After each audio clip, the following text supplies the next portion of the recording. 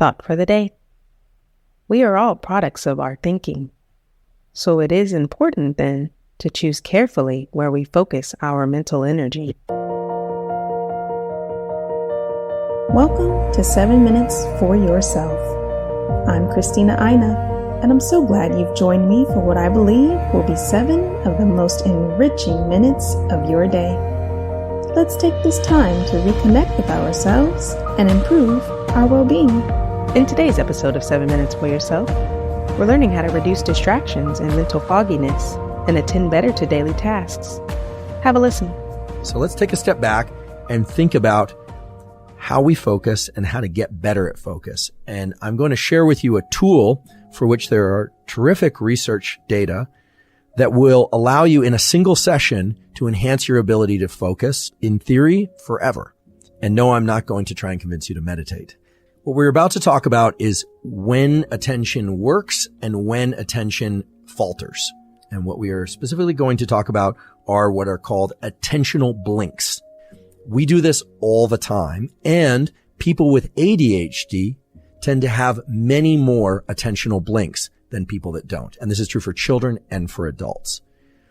If you see something that you're looking for or you're very interested in something, you are definitely missing other information, in part because you're over-focusing on something. And this leads to a very interesting hypothesis about what might go wrong in ADHD, where we've always thought that they cannot focus, and yet we know they can focus on things they care very much about.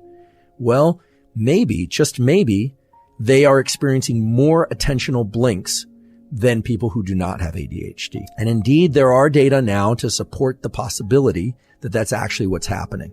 And that should be exciting to anyone that has ADHD. It should also be exciting to anyone that cares about increasing their focus and their ability to attend.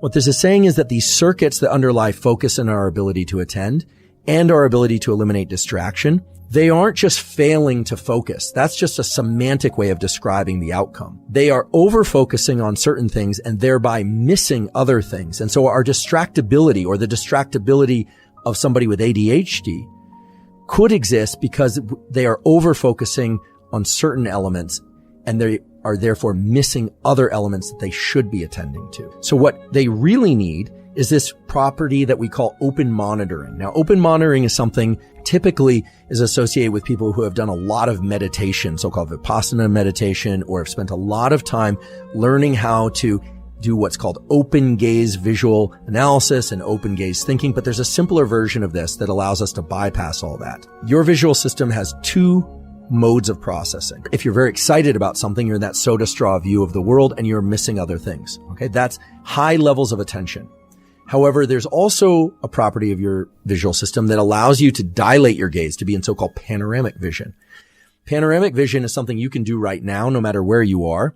And I can do it right now. You won't know that I'm doing it, but even though I'm still looking directly at you, I'm consciously dilating my gaze so that I can see the ceiling, the floor, and the walls all around me. That panoramic vision is actually mediated by a separate stream or set of neural circuits going from the eye into the brain. And it's a stream or set of circuits that isn't just wide angle view. It also is better at processing things in time. Its frame rate is higher.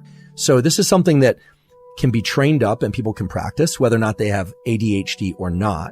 What it involves is learning how to dilate your gaze consciously. That's actually quite easy for most people.